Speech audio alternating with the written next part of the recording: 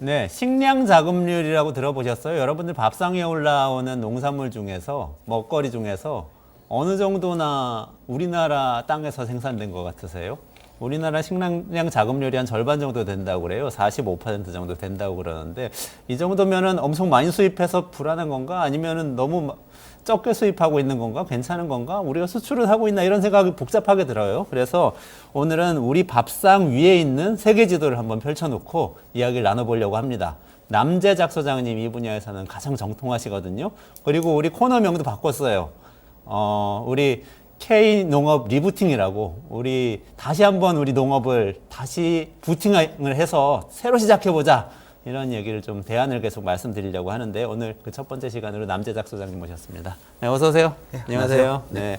아니, 어떻게 그렇게 방송을 잘하세요? 요즘 여러 방송에서 아주 진가를 알리고 계시는데요. 여전히 어색합니다. 아, 그래요? 네. 제가 그 식량 자급률 이야기 잠깐 말씀드렸는데 실제로 어떻습니까? 얼마나 많이 수입하고 있나요? 우리나라가 꽤 많이 수입한다는 건 대충 알고 계시잖아요. 근데 우리나라가 수입하는 금액으로 치면은 세계 7위 규모입니다. 아, 그래요? 예, 경제 규모보다도 식량 수입 규모가 훨씬 크죠. 어... 네, 근데 이 식량의 특징이 뭐냐면은 되게 식량 수출 대국들이 또 수입을 많이 하는 특징이 있거든요. 아, 그래요? 예를 들면 미국은 식량이 많이 생산하니까 수출만 할 것 같잖아요. 네. 그렇지만 미국은 또 수입을 가장 많이 하는 나라입니다. 아... 네, 수입을 가장 많이 하는 나라 중에 하나인 거죠. 세계 3위의 수입국이기도 하고. 이게 왜 그러냐면 대개 선진국들은 보면은 이렇게 농산물도 비교 우위라 그러잖아요. 네. 예를 들면은 뭐 어떻게 곡물을 잘 생산하는데 곡물을 생산하고 과일을 잘 생산하는 과일을 생산하는 거죠. 아... 그 이전에는 뭐 이제 곡물도 생산하고 과일도 생산하고 해서 한 나라가 자급자족을 다 했잖아요.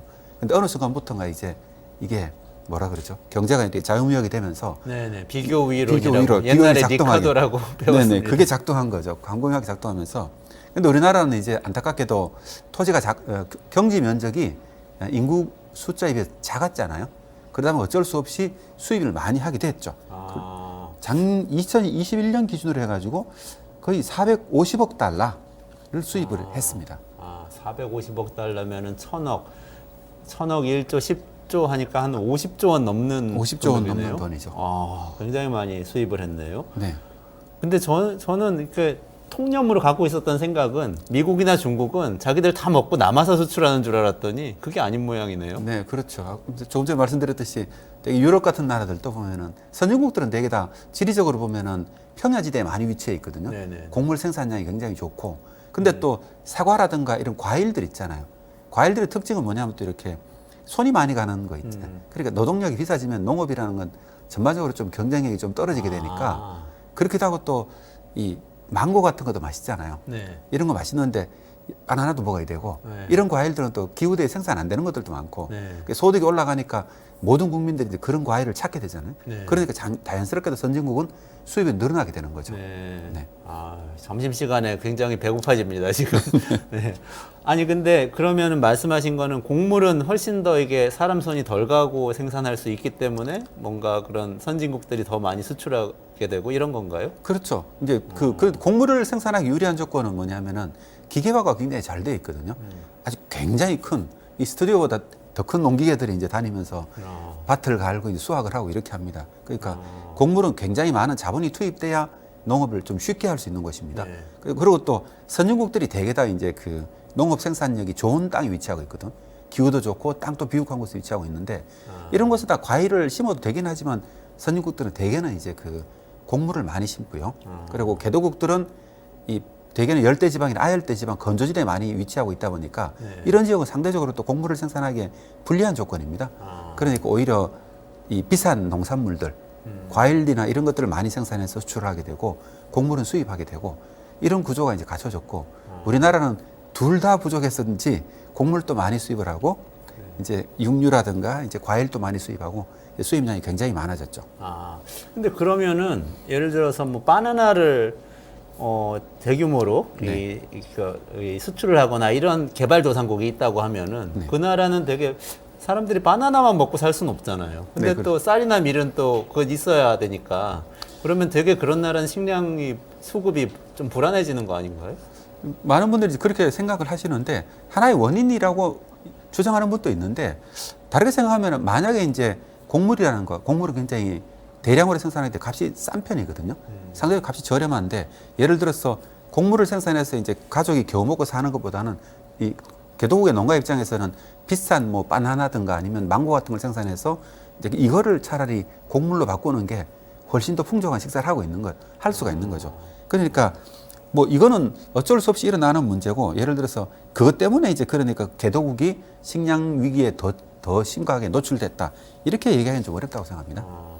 아니 그래도 아까 또 이 비교 우위론 말씀을 하셨으니까 옛날 생각을 해보면 리카도가 비교 우위론을 얘기를 해서 네. 다 각자 자기들이 제일 잘하는 거 생산해서 다 교환하면 네네. 그게 제일 최적이라고 주장을 했는데 이제 현대 경제학에서는 이제 그런 줄 알았는데 이제 나중에 알고 보니까 다 제조업, 자동차, 반도체 이렇게 생산하는 나라들은 굉장히 잘 살고 그냥 경공업 하는 나라들은 못 살고 거기 고착되고 이러는 거 아니냐는 또 반론이 있는데 농업에서도 그런 게 있지는 않나요? 농업에도 약간 그런 게 있죠. 예를 들면 뭐냐면은 이게 평소에 그 자유무역이 굉장히 원활할 때 문제가 없잖아요.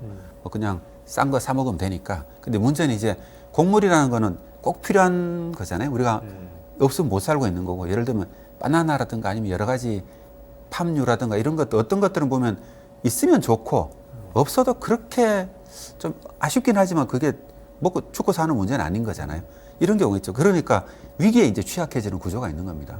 선진국들은 또 예를 들면 러시아가 이번에 러시아 우크라이나 전쟁에서 잘 버티고 있는 이유가 흑해에서 이제 곡물을 가지고 있잖아요. 곡물을 가지고 흑해항을 봉쇄한다든가 여러 가지 조건을 통해서 이제 하나의 지렛대로 쓰고 있거든요. 만약에 그게 바나나라든가 이제 뭐 망고 같아서 그게 가능했을까? 그렇게 생각할 수 있죠. 아, 그렇군요. 그럼 우리나라로 좀 넘어와서 네. 궁금해지는 게 우리나라는 바나나나 망고 생산하는 국가에 가깝습니까? 아니면 미국처럼 이렇게 곡물을 많이 생산하는 그런 국가에 가깝습니까? 우리나라는 엄밀히 말하면 이제 예전에는 우리나라 농업 그러면 쌀을 생산하는 농업이었잖아요. 논을 만들고 벼를 심어가지고 이제 쌀을 생산하는 게 우리나라의 농업의 주력이었고 밭에다가 생산되는 것들은 보리나 이런 것들은 곡물의 일종이니까 나머지 채소라는 게 사실 변변한 게 없었거든요. 뭐 배추 정도가 많았고요. 근데 이제 요즘은 우리나라 농업은 오히려 어떤 쪽에 가깝냐 하면은 소득의 대부분을 사실은 그 쌀보다는 네. 주로 과일이라든가 채소라든가 고기에서 농민들의 소득을 대부분 가져갑니다. 아, 한 80% 정도의 소득이 쌀이 옛날에는 쌀이 절반이 넘었을 거잖아요. 네. 지금은 이제 거의 20% 정도밖에 안 되고 20% 이하로 떨어졌고 나머지 80%가 그중에 절반 정도가 이제 육류고 절반 정도가 원예 작물들.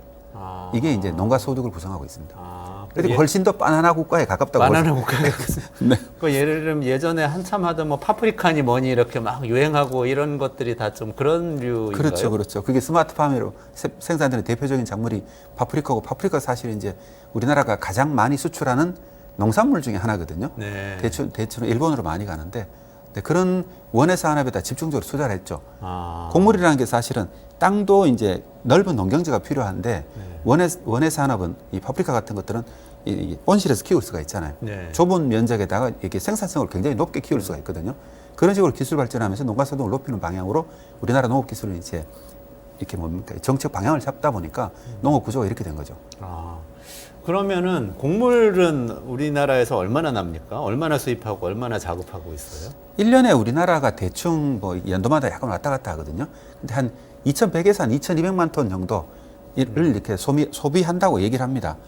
그 중에서 보면 우리나라에 생산되는 거는 대략 한 20% 해가지고 400한 230만 톤 정도 우리나라에 생산되고요. 아, 나머지 대부분은 그러면은 1,700만 톤 정도를 수입한다고 보시면 되죠. 아, 그렇고 쌀은 남는다고 그러던데?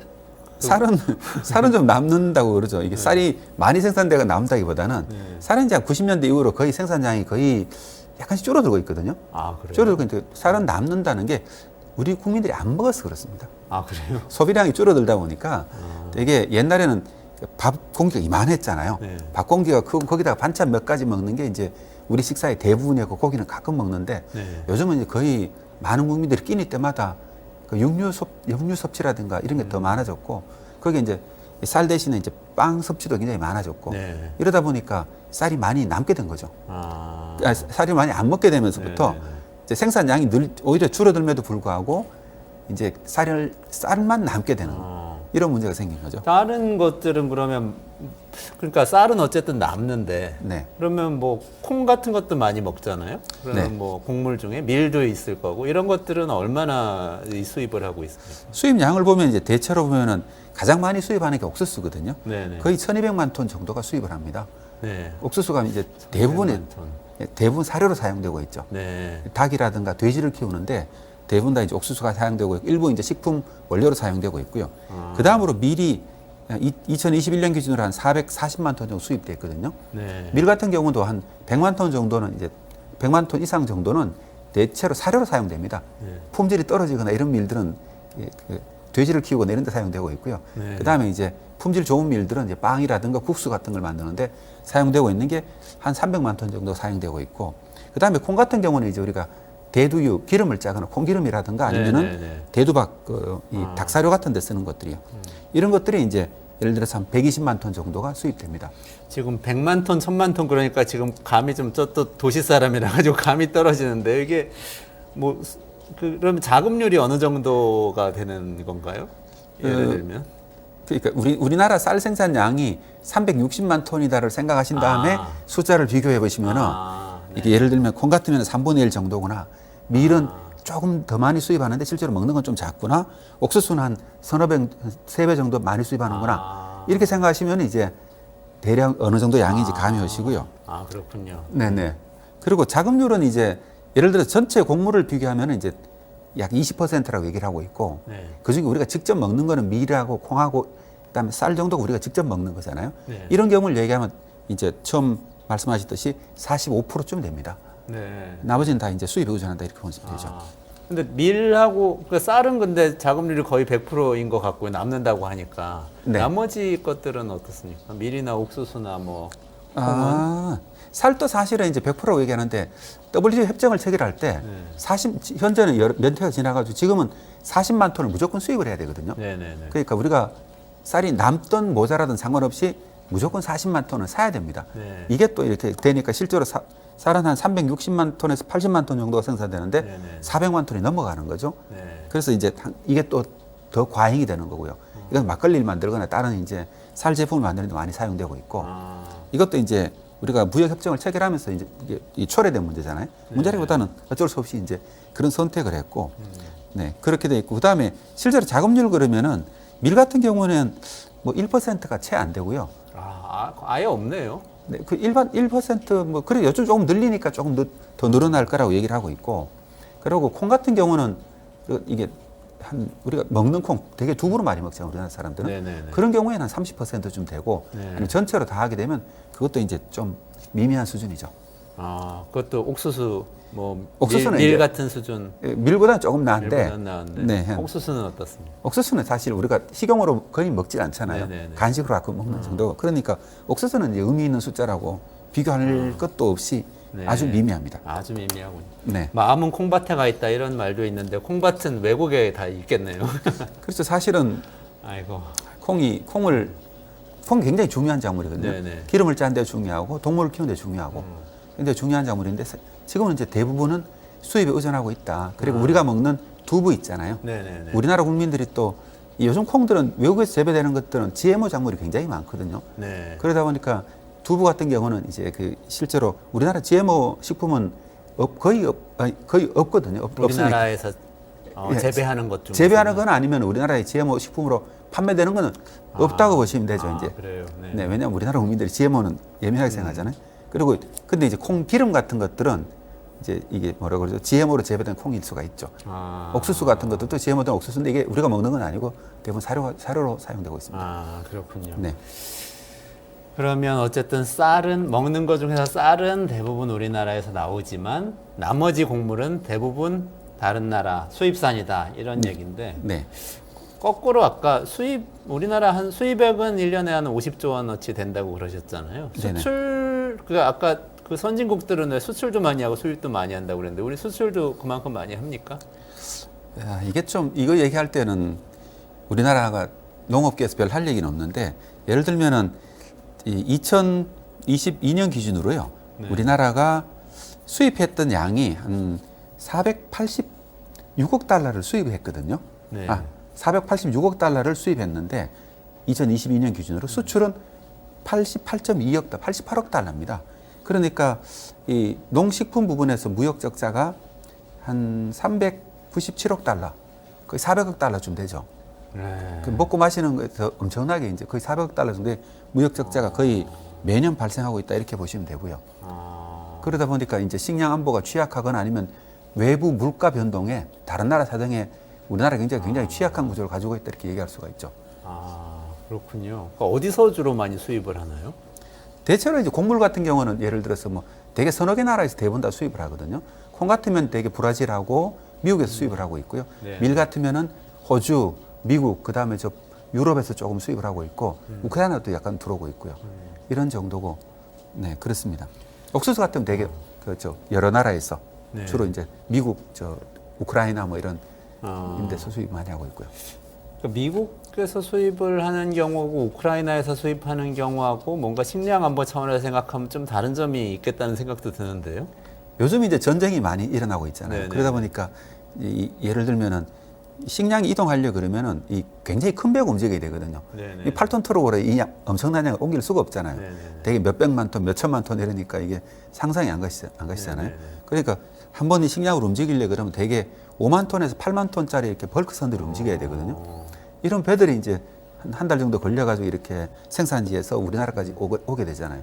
이 지나는 루트들이 전부 다 미국에서 오는 건 되게 파나마 운하를 지나서 오고 유럽에서 오는 거는 저 터키 해협 있잖아요. 네네네. 그쪽을 지나서 지금 현재 문제가 되는 스에즈운을 스에즈운을 지나서 그다음 말라카 해협을 지나가서 오죠. 그래서 우리나라가 일본은 좀 특이하다고 말씀드린 게 이게 좀 이렇게 굉장히 어떻게 보면은 식량 생산이 굉장히 멀리 떨어져 있잖아요. 그러네요. 굉장히 멀리 떨어져 있고 굉장히 여러 가지 길을 지나야 됩니다. 네. 그래서 제가 우리나라 식량부에 신경 써야 된다는 게 어느 쪽에서 문제가 터지더라도 문제가 되거든요. 그러네요.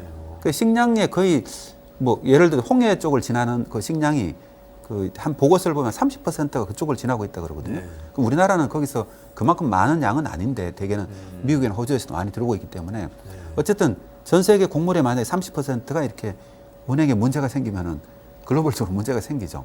그러네요. 이런 것도 이제 그러면 이 지금의 이제 그 수에즈 사태 그것도 어느 정도 식량 가격에 영향을 줄 수밖에 없다. 그러네요. 글로벌적으로는 이렇게 볼 수 있습니다. 그럼 우리가 후티 반군에서 뭘 하고 있는지 예멘이 지금 어떤지 이런 거를 계속 예민하게 신경을 쓰고 거기에 맞춰가지고 농산물 수입 루트도 이렇게 생각하고 해야 된다는 말씀이시잖아요. 실제로 그렇게 이제 그 예를 들어서 2017년에 채덤 하우스라고 영국의 싱크탱크에서 만들어진 보고서를 보더라도 공급망의 어떤 이렇게 병목 지점이 있잖아요. 초킹 포인트라고 얘기하는 그 지점들을 어떻게 관리할 건지 이런 보고서들을 내면서 한국하고 일본이 이제 가장 취약한 국가다.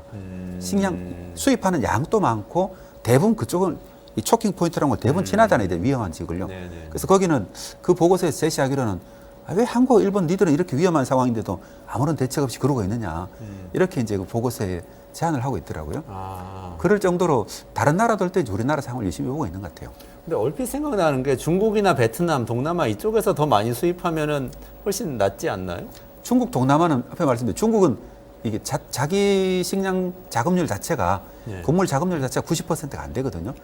실제로 85%, 80% 정도라고 얘기를 하고 있으니까 사실 중국이 가장 최대 식량 수입국이기도 합니다. 그러니까 곡물 같은 경우는 콩 같은 경우는 거의 1억 톤 넘게 하거든요. 네. 앞에 말씀드렸듯이 콩 수입량만 우리나라가 소비하는 곡물의 5배 양을 대체로 브라질하고 미국에 수입하고 있어요. 네. 그러니까 중국도 그러니까 이 자급률이 떨어지다 보니까 이 중국의 가장 큰 약점 중에 하나가 식량이라고들 얘기하고 있죠. 미국하고 함부로 못 붙을 거다라는 그런 배경에는 식량 자급률이 너무 낮아가지고 그 이것 때문에 중국 같은 경우는 한 몇 년 전부터 자체의 자급률을 높이려고 몇억 달러, 몇천억 들여서 만들었던 공원을 다 갈아서 다시 농지를 받고 이런 엄청난 일이 벌어지고 있잖아요. 이런 일이 벌어지고 있는 것들이 이제 국제관계가 불안해질수록 우리나라 같으면 이제 수입망이 문제가 되고 중국 같으면 자기가 어느 정도 생산할 여력이 있어야 되거든요. 네네네. 왜냐하면 너무 큰 단위다 보니까 수입하는 것도 쉽지 않지 않습니까? 그렇죠. 네, 이런 약점이 있어가지고. 그렇구나. 네. 아니, 그 인도나 동남아 쪽은 어때요? 그쪽에서 우리가 좀 안정적으로 수입해 올 수 있나요? 동남아시아나 이런 쪽에서 주로 아시아권이죠. 네네. 아시아권은 생산하는 게 우리나라가 남고 있는 쌀이 대부분입니다. 곡물은요. 네네네. 그 옥수수 같은 것도 좀 하는데 뭐 이게 수출할 만큼 이렇게 많이 생산하지는 않거든요. 네네. 그러니까 동남아시아의 그 곡물 수출품들은 쌀이 대부분인데 우리나라는 쌀이 남고 있으니까 별로 수입할 일이 없고요. 그러니까 이제 대체로 그런 나라에서는 육류 같은 경우는 검역 문제 때문에 수입을 못 하고 또 가격이 비싸고 그 육류는 또 유럽에서 많이 들어오거든요. 네네. 미국하고 네. 그다음에 이제 그 나라에서는 되게 과일들이 많이 들어오죠. 네. 과일이나 아니면 팜유 같은 것들이 동남아시아 주로 많이 들어오게 되고 중국 같으면 이 나라에서는 곡물이라든가 과일 같은 것보다는 주로 채소를 우리나라에 많이 수출하죠. 네. 그래서 배추도 많이 양념 그 절인 배추 같은 거 있잖아요. 김치라든가 아니면 그 여러 가지 과일류들 이런 것들 채소류들이 주로 고추 말린 고추 같은 거 이런 것들이 이제 중국에서 많이 들어오고 주로 값이 높은 것들이죠. 그래서 이제 무역 구조들이 이제 국가마다 이렇게 다르게 다 구성되어 있습니다. 그렇군요. 우리가 수출액은 굉장히 작기는 한데 수출적으로 조금 생각을 해보면은 그래도 어떤 것들을 어떻게 수출을 하고 있고 뭔가 좀 늘릴 수 있는 그런 뭐 여지가 있습니까? 어때요? 앞에 88억 달러 정도 우리가 수출한다 그랬잖아요. 농식품이. 네네. 근데 농산물은 사실은 1위에서 10위까지 품목들이 있는데 농산물은 하나도 없어요. 우리가 농식품 수출 이렇게 얘기를 하니까 우리는 사과도 수출하고 배도 수출할 거 이런 생각하는데 네. 예를 들면 1위에서 10위까지 수출하는 게 1위가 뭐냐면 담배입니다. 담배. 담배요? 네. 연초에 담배를 제조한 어떻게 보면 공산품 같은 농산물이죠. 폐암을 수출하고 있는 건가요? 담배가 1위고 그다음에 라면이라든가 음료는 이제 그 요즘 일본 사람들이 그 발포 맥주라 그러죠. 도수 없는 맥주. 이거 만약 일본으로 그게 많이 수출되고 있고 맥주 같은 것들이 이제 가공해서 수출하는 것들이 있고요. 그다음에 커피라든가 인삼류, 그다음에 설탕 가공품들을 수출하고 있고 이런 것들이 또 김치도 있고 우리나라가 유일하게 우리나라 농산물 관련되는 품목은 김치 정도가 있겠네요, 그죠? 인삼 같은 거에 또 연결되겠지만 나머지는 전부 다 이렇게 어떻게 보면은 외국의 농산물을 수입해 와가지고 가공해서 수출하는 게 대부분이죠. 그 실제로 농산물은 사실 이게 크질 않습니다. 크질 않고 예를 들어서 농산물 중에 그럼 1억 달러 넘어가는 농산물이 있느냐? 없는 거죠, 이게요. 1억 달러면 1,000억 정도 넘는 농산물. 그 정도 품목에 품목에 네, 그 정도가 없이 없다. 네, 작게 수출하는 게 지금까지 보면 답니다. 아주 소소하네요. 그러면은 지금 우리나라의 구조는 많이 수입하고 많이 수출하는 구조가 아니라 수입 많이 하고 수출은 굉장히 작게 하고 내부에서 생산을 하긴 하는데 주식인 쌀 정도는 생산이 어느 정도 되지만 나머지는 그렇게 많이 생산되지는 않는 이런 구조. 그렇죠. 그리고 이게 또 하나의 문제가 이게 우리나라에 어떤 문제를 주냐면은 우리나라 가격이 굉장히 이제 들쭉날쭉하는 걸 파동이라는 얘기를 굉장히 많이 듣잖아요. 네네. 이게 왜 이런 문제가 생기냐면은 예를 들면은 어느 나라든지 간에 기후 문제 때문에 채소라든가 과일은 들쭉날쭉하기 마련이거든요. 요즘은 더군다나 기후 변화 때문에 이 들쭉날쭉한 게 더 커졌잖아요. 진폭이. 그러니까 원래는 사과값이 너무 싸고 어떤 애 배추가 너무 비싸고. 근데 이게 가장 좋기로는 뭐냐면은 이게 어느 정도 남으면 언제 수출을 하고 있어가지고 부족하면 수출을 줄이면서 이렇게 가격을 이렇게 안정시킬 수가 있잖아요. 또 이런 식으로 수출과 수입이 비슷하게 이렇게 왔다 갔다 하면서 가격을 안정화시키면 가장 좋은 시스템이긴 하죠. 근데 우리나라가 가장 많이 먹는 채소가 이제 배추 같은데 이거는 중국 빼고는 사실 그렇게 많이 먹는 생산하는 국가가 없다 보니까 이런 게 잘 안 되고 하여튼 이런 게 약간 좀 이렇게 문제가 있는 것 같아요. 그래서 좀 농산물을 많이 수출하는 게 굉장히 중요하다고 생각하고 있습니다. 왜냐하면은 포도라든가 사과 같은 경우 어떤 해에는 또 너무 많이 생산되는 해가 있거든요. 이게 왜냐면 기본적으로 수입이 많이 되고 있으니까 그 메꾸려고 그죠? 그런데 어느 해 날씨가 좋아가 많이 생산되면 갑자기 또 금액이 폭락하는 거죠. 이런 문제 때문에 그럼 막상 또 수출하려면은 이게 수출망이 있으면은 이렇게 꾸준하게 양을 뭐 10,000톤, 20,000톤 하다가 뭐 5,000톤 줄이고 늘리고 할 수 있지만 갑자기 수출 안 하던 걸 갑자기 많이 수출할 수는 없잖아요. 그렇죠. 네, 이런 또 그래서 좀 수출에 굉장히 정부에서 많은 노력을 하고 있는데 이게 그렇게 쉽진 않다.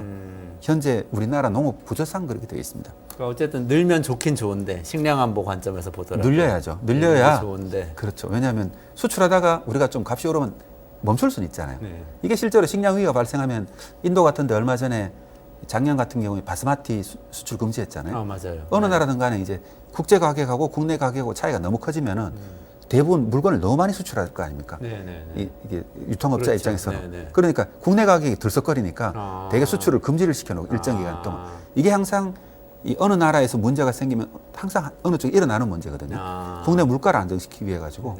근데 이제 우리나라 같으면 이제 그런 수단이 없다고 볼 수 있는 거죠. 없는 거군요. 그러니까 이제 예를 들면 비바람을 그냥 이렇게 지붕 하나 없이 바로 맞고 있는 상황이다. 네. 이렇게 보면 좀 정확할 것 같습니다.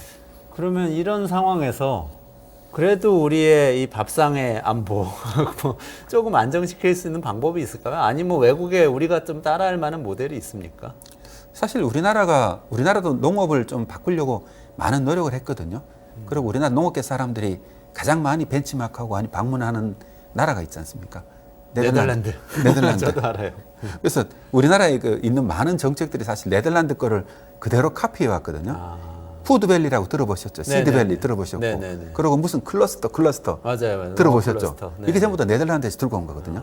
네덜란드에서 들고 온 것들인데 그래서 그 네덜란드를 벤치마크하면서 예를 들어서 스마트 팜을 대부분 다 네덜란드 온실을 다 가져온 걸로 생각하고 있지만은 실제로 우리나라가 이제 네덜란드를 보고 배워온 게 굉장히 많습니다. 네. 근데 네덜란드 같은 나라가 이게 전 세계에서 농업이 가장 강한 나라라고 얘기를 하고 있거든요.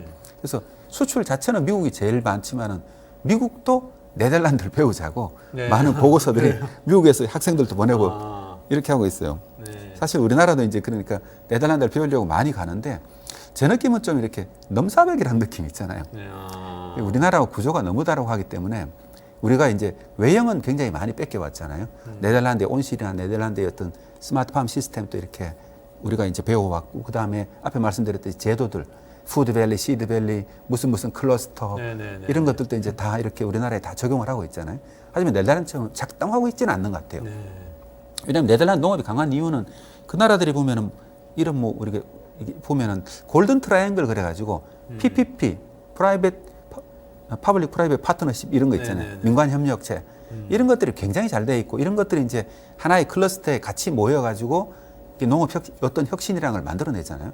기업하고 같이 이렇게 힘을 합쳐가지고 우리나라도 이제 그런 걸 시도를 했는데 사실은 우리나라 농업 부분에 정부는 굉장히 강하고 근데 농가들은 규모가 작고 취약하고 농업 기업들이 거의 이제 영세한 수준이거든요. 그러다 보니까 모양은 비슷하게 이렇게 따라하지만은 네덜란드처럼 작동하기는 굉장히 어려운 구조였죠.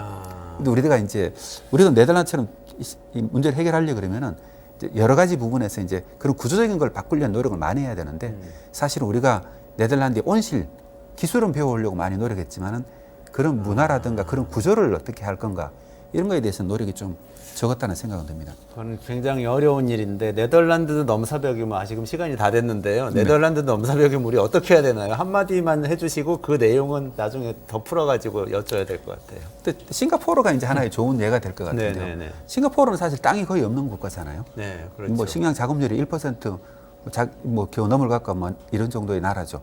근데 이런 나라가 보면은 2030년까지 자기 나라의 자급률을 30%까지 올리겠다고 이걸 30 30 정책이라고 얘기를 하고 있거든요. 이렇게 얘기를 하고 있는데 싱가포르 같은 나라는 식량 위에 취약할 수밖에 없는 국가잖아요. 그러다 보니까 뭐 자기 나라에서 할 수 있는 만큼 최대한 자급률을 올리는 거죠. 예를 들어 뭐 양계라든가 물고기 양식이라든가 스마트팜 같은 거. 그러니까 각 나라마다 우리나라가 여기 동아시아 끄트머리에 위치하고 있고 이런 사계절이 뚜렷한 위치에 있고 산이 많고 토지는 굉장히 작잖아요. 이런 지리적 조건을 우리가 어떻게 바꿀 수 있는 건 아니잖아요. 그 나라만의 이제 그 나름의 최선의 정책이 있고 이런 불리한 조건이 있는 곳일수록 사실 더 많은 혁신 같은 게 필요하잖아요. 그게 사실 네덜란드였거든요. 네덜란드 굉장히 불리한 조건에 있지 않습니까? 유럽 전체로 치면.